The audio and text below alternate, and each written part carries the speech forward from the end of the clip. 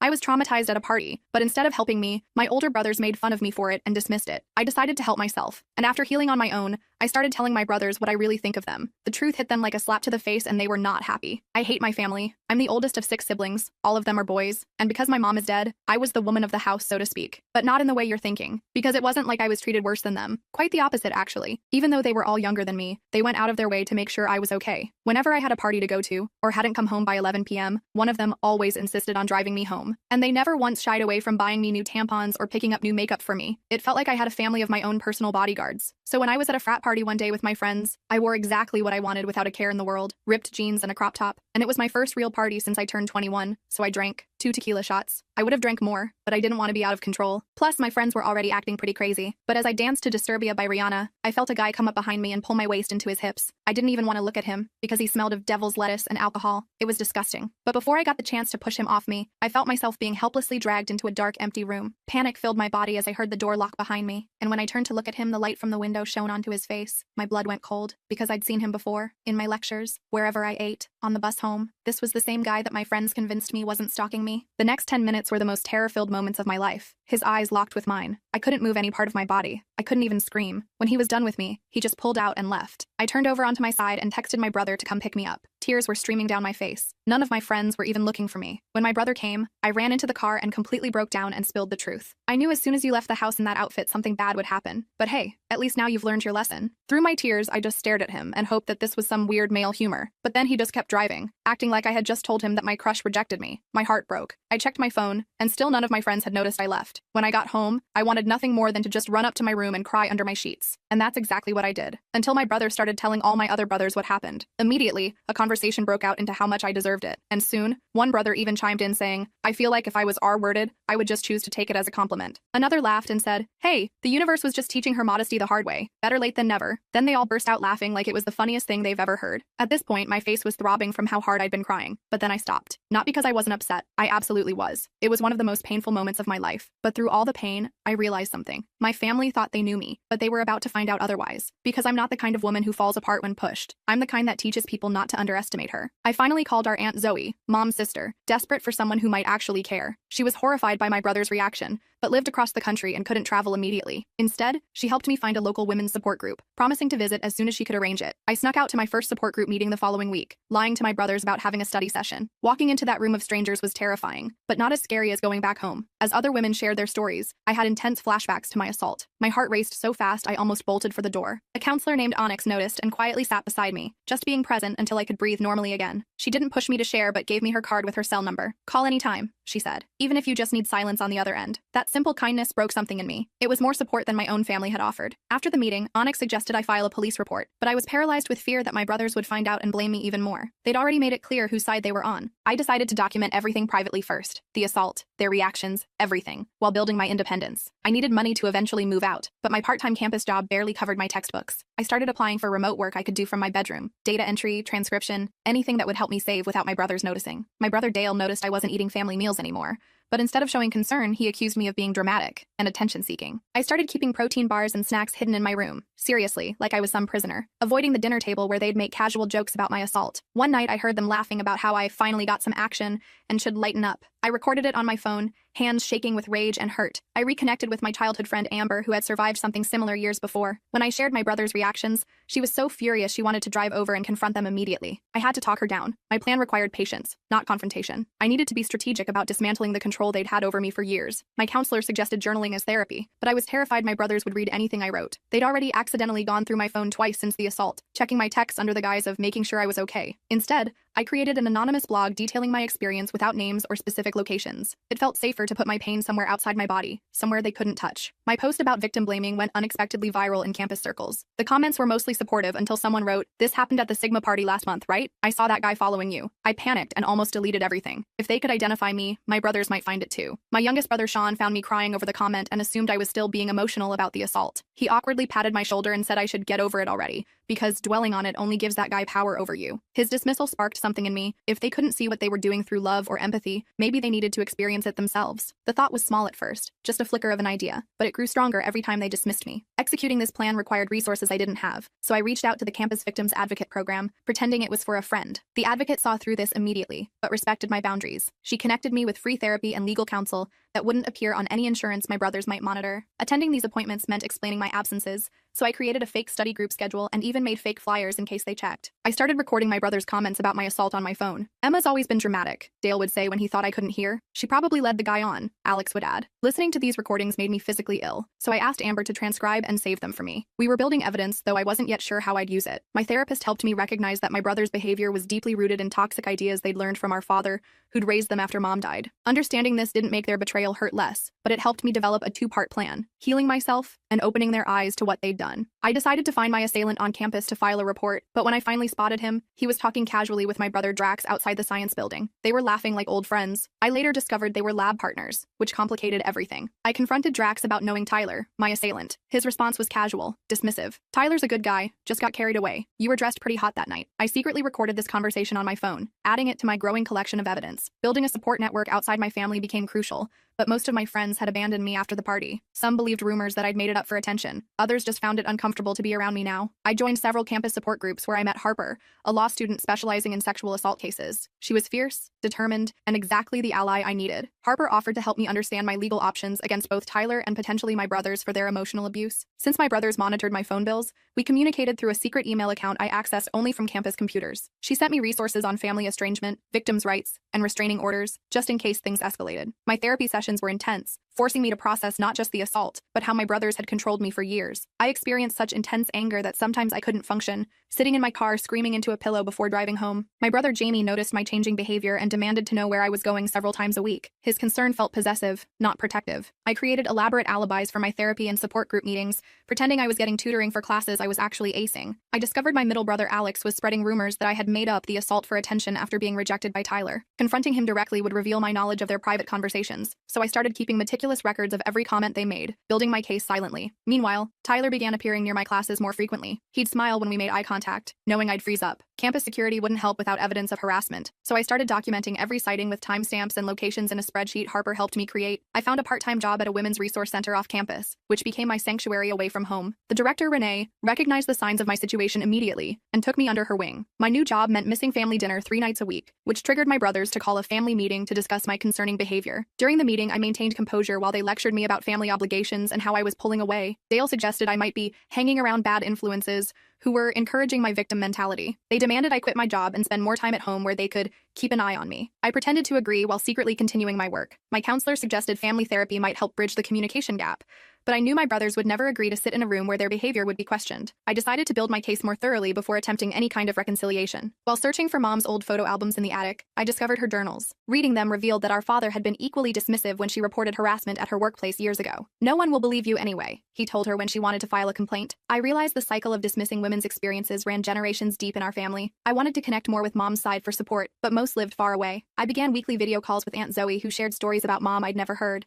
How she'd stood up to Dad, how she'd planned to leave him before her illness. "Your mother would be burning that house down right now if she knew how they treated you," Aunt Zoe told me. "She wanted so much more for you than to be controlled by men, even if they're your brothers." Aunt Zoe offered to let me move in with her in Colorado, but leaving suddenly would mean giving up on changing my brother's perspectives. I decided to stay and follow through with my developing plan. I wasn't just doing this for myself anymore, but for Mom too. I developed closer friendships with other survivors in my support group, particularly with Zara and Monica, who became my strongest allies. Becoming visibly associated with them risked my brothers discovering my activities, so we met discreetly and communicated through encrypted messaging apps. My grades began suffering from the emotional strain of maintaining my double life. Academic probation would give my brothers more control, allowing them to argue I needed more supervision. I sought accommodations through the Disability Services Office, providing just enough information about family trauma without revealing the full situation. 3 months after my assault, I finally felt strong enough to file a police report. The responding officer was dismissive, asking why I'd waited so long and what I'd been wearing. Harper immediately stepped in, connecting me with Detective Martinez, who specialized in sexual assault cases. She took my case seriously, listening without judgment and promising to follow up on every lead. The detective soon found another victim of Tyler's with a story disturbingly similar to mine. Building a case would take time, so I continued strengthening myself while waiting. I discovered through a toxicology report I'd requested that Tyler had drugged me at the party. The test was expensive, but Aunt Zoe had helped me pay for it. When I shared this proof with my brothers, their response was still victim blaming. You shouldn't have accepted drinks from strangers. That's when I realized they might never truly understand unless they experienced similar dismissal. I decided to create an anonymous survey about sexual assault attitudes on campus, but needed help distributing it widely. I partnered with Professor Winters in the Gender Studies department to make it part of a legitimate research project. My brother Dale unwittingly completed the survey in his psychology class. He came home ranting about the idiots who don't understand consent, revealed in the aggregated results. I carefully asked him about his own survey responses. He proudly described answers that directly contradicted how he'd treated me. I recorded our conversation as evidence of his cognitive dissonance, how he could hold progressive views in theory but fail to apply them to his own sister. I wanted to show all my brothers this disconnection between their stated beliefs and actions, but direct confrontation might push them away. I developed a more subtle approach, planning to use their own words against them. I created a podcast series with Harper about family responses to sexual assault, disguising identifying details while sharing real experiences. Our podcast gained campus popularity and was featured in the university newspaper. My brother Sean was assigned to write a response piece for his journalism class. He unknowingly criticized his own behavior in his article, writing passionately about how families should support survivors rather than blame them. He brought his article home, proud of his progressive stance, and asked for my feedback. I carefully highlighted passages that directly contradicted how he had treated me. This part where you say, victim blaming is never acceptable. That's interesting considering what you said to me after my assault. Sean became uncomfortable with the parallels I was drawing, but dismissed them as different situations. That was family stuff, not like a real article, he argued. I asked him hypothetical questions that gradually led him to question his own attitudes. So victim blaming is wrong in newspapers but okay at the dinner table? I wanted to use Sean's emerging awareness to influence the others, but he was the youngest and least respected among my brothers. I needed a strategy to reach Jamie, the oldest and most influential. My opportunity came when Jamie's girlfriend Lexi came to dinner. The assault topic arose when Sean mentioned his article, and my brothers made their usual dismissive jokes. Lexi's face showed visible discomfort, her fork pausing midway to her mouth. I approached her privately afterward while she helped me with dishes. Lexi revealed she was also a survivor and was horrified by Jamie's attitude. I've never heard him talk like that before, she said, hands shaking as she dried a plate. Is this how he really feels about assault victims? She feared confronting him would end their relationship, so we developed a plan for her to safely express her concerns. Jamie actually listened to Lexi's perspective about victim blaming, though he initially defended himself by saying it was different with family. You don't understand. Emma's always been dramatic. We have to be tough with her. Lexi asked him to imagine if someone had said those things to her after her assault. That created the first crack in his certainty. I could see it in his eyes when he looked at me across the room afterward. Jamie's conversation with Lexi made him unusually quiet for days. He stopped making comments about my assault but still wouldn't apologize. I decided to leverage his discomfort by asking innocent questions about Lexi when my other brothers were present. How's Lexi doing? She seemed upset the other night when you guys were joking about assault victims. I wanted to create similar situations for my other brothers, but they didn't all have partners I could enlist. I recruited allies from their social circles through careful networking. My brother Alex mentioned a teammate whose sister had been assaulted but didn't connect this to his own behavior. I arranged to meet this teammate, Marcus, at a game and built a relationship with him, eventually sharing how my brothers had responded to my assault. Marcus was outraged but understood that confronting Alex directly might expose my strategy. We devised subtle ways to make Alex uncomfortable with his own views, like bringing up assault cases during team workouts, but presenting them as hypotheticals. What kind of person blames their own sister for being assaulted? Marcus asked casually during weight training. Alex found himself publicly taking positions that contradicted his private behavior, not realizing he was the subject of the conversation. Meanwhile, the police investigation into Tyler progressed with another victim coming forward. Tyler claimed all encounters were consensual, and the prosecutor warned me the case would be challenging without more evidence. I spotted Tyler talking to my brother Drax again in the campus cafeteria, directly warning Drax about him might backfire, making me seem vindictive. Instead, I anonymously sent campus security footage of Tyler following me to the Gender Studies department as part of their Campus Safety Awareness Week. The awareness campaign featured the footage without identifying either of us. Drax recognized Tyler's behavior pattern from the video and began questioning his lab partner's character. I needed financial independence to ensure I could leave if my plan failed. My current jobs barely covered minimum expenses, so I applied for a resident advisor position that would provide free housing the following semester. The RA interview required a family reference, but asking my brothers would reveal my plans. I asked Aunt Zoe to pose as my guardian since she shared my last name. My brother Dale discovered my application papers in my backpack when he was snooping through my things. He assumed I was planning to bring shame on the family by living with strangers, and confronted me at dinner, unwittingly revealing my plans to everyone. So you're just going to abandon your family now? He demanded, throwing the papers on the table. After everything we've done for you? The family dinner exploded into arguments about my betrayal. Jamie accused me of being ungrateful for their years of protection, but their controlling behavior only validated my need for independence. I finally spoke my truth about how their protection had always been about control. My brothers tried interrupting and dismissing me,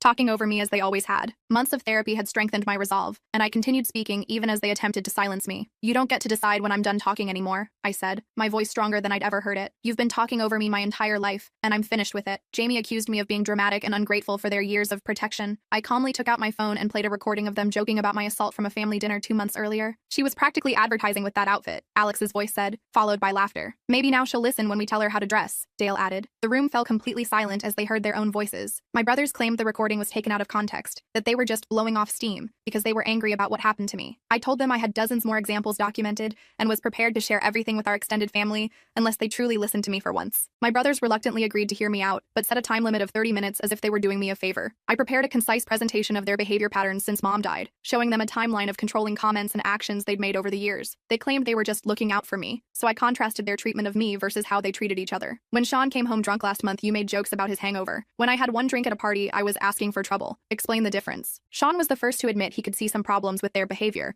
but insisted they never meant harm. I explained how impact matters more than intent when it comes to psychological damage. You don't get to decide whether you hurt me, I said. That's not how it works. I wanted them to understand the connection between their protection and their response to my assault. They struggle to see the correlation, so I brought in articles about benevolent sexism and protective control from my psychology coursework. Jamie became defensive about being called sexist. We're not sexist. We love you. That's why we protect you. This defensiveness prevented real listening, so I asked him to simply listen to Lexi's recorded statement about how their attitudes affected her. Hearing Lexi's perspective made Jamie visibly uncomfortable. I couldn't believe the man I love could think this way about women, her voice said from my phone. It makes me wonder what he'd say if something happened to me. Jamie claimed Lexi was influenced by me, so I revealed that several of their friends and girlfriends had independently expressed concern about their attitudes when I'd quietly reached out to them. My brother Alex accused me of turning people against them, which only deflected from personal responsibility. I asked them to explain why so many people were disturbed by their behavior if it was truly appropriate. The question hung in the air as they struggled to answer. Dale finally asked what I wanted from them, his tone suggesting he expected unreasonable demands like a formal public apology or financial compensation. I surprised them by requesting they attend a single session with my therapist to understand trauma responses. They reluctantly agreed to one therapy session, but insisted on a male therapist. I arranged an appointment with Dr. Raj, who specialized in helping men understand sexual violence. The night before therapy, Drax came to my room to talk privately. He seemed more concerned about family reputation than my well-being, asking if I was going to tell some stranger all our family business. I showed him research on how victim support affects recovery outcomes. Did you know that victim blaming by family members can cause more PTSD symptoms than the assault itself? I asked him. That's what you guys did to me. Drax admitted he'd stopped talking to Tyler after seeing more red flags in his behavior, but still questioned why I hadn't fought back harder. I explained freeze responses and showed him research on trauma physiology, how the body sometimes shuts down during assault rather than fighting. It's not a choice, I explained. Your body makes that decision for you. During the therapy session, my brothers maintained defensive postures, arms crossed and jaws tight. Dr. Raj skillfully used examples from their own lives to illustrate vulnerability. When he asked about times they'd felt powerless, tiny cracks appeared in their unified front. Dr. Raj asked them to imagine their response if a man had said such things about our mother. What would your father have done if someone suggested your mother deserved to be assaulted because of her clothing? The hypothetical struck too close to home, and Jamie abruptly left the session, slamming the door behind him. The remaining brothers tried to follow Jamie, their default reaction always to maintain unity. Dr. Raj calmly noted how they prioritized sticking together over discovering truth. Surprisingly, Sean made the choice to stay and continue listening. I want to understand, he said quietly. I don't think I've been a good brother. I wanted to build on Sean's willingness to engage, but knew pushing too hard might trigger backlash. I suggested we all take a week to process before meeting again. During our week apart, I focused on my court case against Tyler. The prosecutor warned me that my brother's statements about my behavior and clothing undermined my credibility. I asked them not to speak to anyone about the case if they couldn't be supportive. Sean approached me privately to apologize, but his apology focused on how he never thought about it that way, rather than acknowledging the harm he'd caused. I explained why intent doesn't erase impact, and asked for concrete changes in his behavior. Sean promised to stop making jokes about my assault, but I needed active allyship, not just passive improvement. I asked him to speak up when our other brothers made inappropriate comments. Sean tried standing up to Jamie at dinner when he made a victim-blaming comment about a news story. Maybe she shouldn't have been jogging alone at night, Jamie had said, and Sean replied, that's messed up, man. Nobody asks to be attacked. Jamie immediately shut him down and mocked him for becoming a feminist, and Sean experienced firsthand how I'd felt for months, dismissed and belittled for challenging their views. I found Sean researching sexual assault statistics late at night in the kitchen. He was shocked by the prevalence rates, particularly among college women. I realized how sheltered all my brothers had been from women's realities. 1 in 5 women, Sean. Look around your classes tomorrow and count. Alex overheard Sean defending me to their friends at a barbecue, saying they'd been total assholes about my assault. Alex interpreted this as family disloyalty and confronted both of us when we got home. We don't air family business to outsiders, he hissed. The confrontation escalated into a full family argument, but this time Sean stood firmly by my side. Emma's not the one who should be ashamed, he told them. We are. Jamie accused Sean of being brainwashed by feminist propaganda, which only proved how far we still had to go. I maintained calm during their argument, documenting their words on my phone. Remaining detached was emotionally exhausting, so I excused myself to call Amber for support. While on the phone in my room, I overheard Drax defending me to the others. "Maybe we should actually listen to her," he said. "We've been treating her like she's still 12. His arguments were still problematic in subtle ways, focusing more on my age than my autonomy, but I recognized that true understanding would take time. The prosecutor called with news that Tyler had been accused by a third victim, which strengthened our case considerably. The new victim was afraid to come forward officially, so I arranged for her to meet with Harper for legal guidance. I needed to focus on the upcoming preliminary hearing, but family tensions were consuming my energy and affecting my sleep. I decided to move in with Amber temporarily, leaving a detailed letter explaining why I needed space to heal. Leaving triggered panicked calls and texts from my brothers. "Dad would be so disappointed," Dale texted. "You're tearing this family apart," from Jamie. Their concern was still largely about appearance and control rather than my well-being. I maintained firm boundaries about my need for space, responding only to messages that didn't attempt to manipulate me. Jamie came to Amber's apartment demanding I return home, pounding on the door and creating a scene. His approach was commanding rather than respectful. "You're coming home right now. This has gone far enough." Amber refused to let him in and threatened to call police if he didn't leave immediately. "She's not your property," she told him through the door. "She's a grown woman who can make her own decisions." Jamie's confrontation with Amber made local social media when she posted about it, calling out toxic family dynamics while obscuring names and specific details. "When a grown man shows up at my door demanding his adult sister come home immediately, like she's a runaway teenager, we have a serious problem with male control," she wrote. The post was shared widely in campus circles, and my brothers realized their behavior was now visible to others. Sean reached out with a genuine apology for everyone's behavior. "I've been thinking about everything," his text read. "We've been awful to you. I'm so sorry, Emma." Apologizing wasn't enough without changed behavior, so I agreed to meet just him for coffee to discuss next steps. During coffee with Sean, I learned that Drax had discovered more disturbing information about Tyler's history with women. He'd overheard Tyler joking about scoring with drunk girls with other lab partners. Sharing this information might compromise the legal case, so Sean agreed to keep Drax's discoveries confidential until the detective could properly investigate. Sean revealed that our brothers were having private conversations about their behavior. Jamie had actually cried during one of these talks, but pride prevented him from admitting wrongdoing to me directly. Sean suggested a family meeting with Aunt Zoe as mediator, since they respected her as mom's sister. I proposed the family meeting for the following weekend, but Jamie initially refused to participate, calling it emotional blackmail. Sean and Drax had to convince him that family unity depended on it, knowing that appealing to his leadership role would work better than appealing to empathy. Preparing for the meeting caused intense anxiety. I had nightmares about them ganging up on me again, dismissing everything I said. But avoiding confrontation wouldn't lead to healing, so I worked with my therapist on grounding techniques for emotional regulation during difficult conversations. Aunt Zoe arrived a day early to hear everyone's perspective individually. My brothers tried minimizing their behavior to her, claiming I was exaggerating and always sensitive. With their permission, she shared the recordings I had provided, letting them hear their own words from an outsider's perspective. Hearing themselves through Aunt Zoe shocked some of my brothers. "Do you really think your mother would approve of how you've spoken about your sister?" she asked them. Jamie and Dale remained defensive, so Aunt Zoe shared stories about how similar attitudes had affected our mother's life with Dad's family. "Your mother cried to me because your father's brothers told her she was overreacting when their friend made sexual comments about her at a family barbecue," she told them. "Your father stood by silent, just like you boys have been doing to Emma." Learning about Mom's experiences with Dad's family created an emotional breakthrough, especially for Jamie, who had always idolized our father. But emotional reactions alone wouldn't change ingrained behaviors, so Aunt Zoe outlined specific expectations for moving forward, including therapy, education about sexual assault, and concrete changes in how they spoke about women. The family meeting lasted hours as layers of miscommunication were addressed. Jamie finally admitted that his protection had come from fear of failing Mom. "She made me promise to keep you safe right before she died," he said, voice breaking. "I thought I was doing what she wanted." Real change would require ongoing commitment, so we established weekly check-ins with clear accountability measures. Meanwhile, Tyler's preliminary hearing was scheduled for the following month. My brothers wanted to attend in support, which surprised me. I had to explain why their previous comments could harm my credibility if Tyler's attorney called them as witnesses. "If they ask if my own family ever suggested I was partly responsible,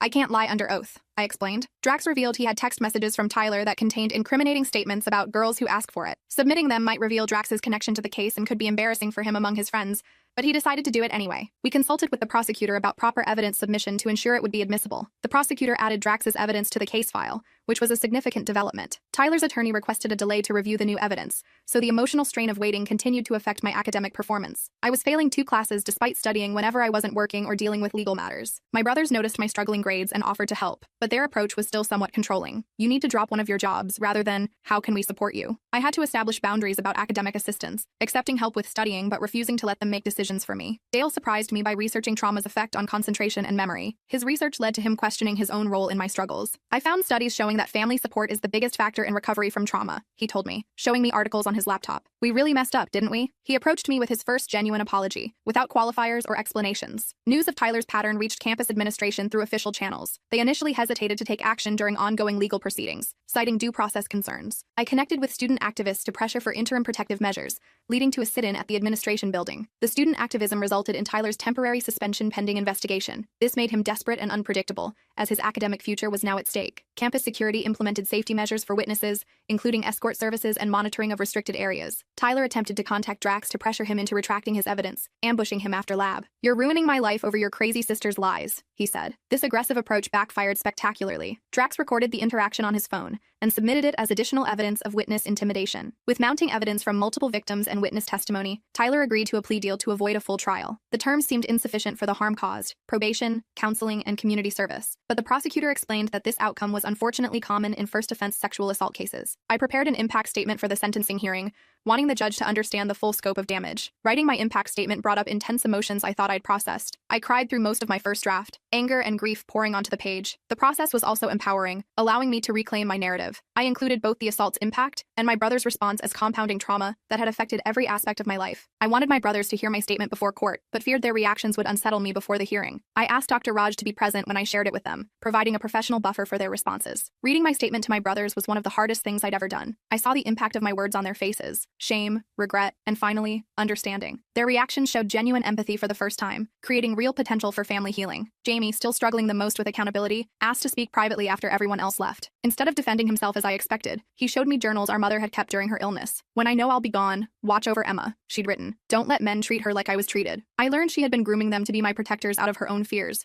never imagining they would become what she feared. Understanding Mom's influence created empathy for my brother's misguided behavior. Their protection came from love, even if it manifested as control. But explaining didn't excuse their actions, so we acknowledged the complex family dynamics while maintaining accountability for the harm caused. At the sentencing hearing, my brothers sat silently supportive behind me. Seeing Tyler in person brought flashbacks: the smell of his cologne, the sound of his voice. I used the grounding techniques I'd practiced with my therapist, focusing on the weight of my feet on the floor and the texture of the paper in my hands. Delivering my impact statement while looking directly at Tyler reclaimed my power. "What you took from me wasn't just my sense of safety, but my trust in the people I loved most," I said, not looking at my brothers but knowing they heard me. The judge's sentence still felt inadequate given the impact on multiple victims' lives, but I reminded myself that my healing wasn't dependent on his punishment. After court, reporters wanted to interview me about the case. Public exposure threatened my privacy and mental health recovery. My brothers formed a protective circle around me as we left, this time respecting my wishes rather than controlling me. "She's not commenting," Jamie told them firmly. "Please respect her privacy." Back home, we held a family meeting to discuss moving forward. Old patterns threatened to reemerge as Jamie started listing rules for my protection, but I interrupted him mid-sentence. "That's exactly what got us here," I said calmly. "We created a family contract with explicit boundaries and expectations,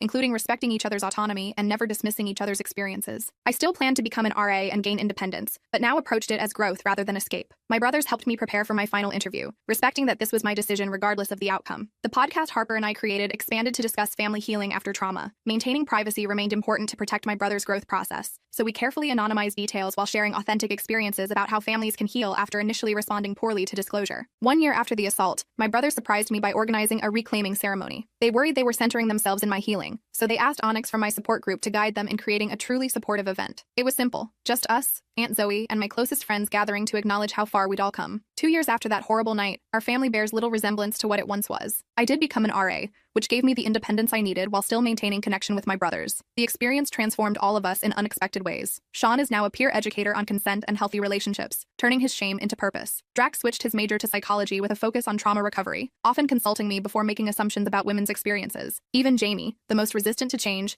eventually attended a men's accountability group, and now calls out his friends for the same behaviors he once exhibited. Our family therapy continued for 18 months, uncovering generational patterns that had shaped all of our perspectives. Aunt Zoe became a permanent part of our support system, bringing maternal wisdom without the controlling fear that had influenced our mother. As for me, I graduated with honors despite the trauma's impact on my education, and now work part-time at the same women's resource center that once saved me. The court case against Tyler resulted in consequences that felt inadequate compared to the harm, but watching my brothers transform their understanding of protection, consent, and respect showed me a different kind of justice. My brothers still drive me home sometimes, and yes, they'll still pick up tampons when needed. But now these acts come from respect rather than control. We're learning, imperfectly but genuinely, what it means to be family by choice rather than obligation. I still struggle with trust and flashbacks, but I no longer struggle alone. The greatest revenge wasn't destroying my brothers for failing me. It was rebuilding a family strong enough to never fail each other that way again.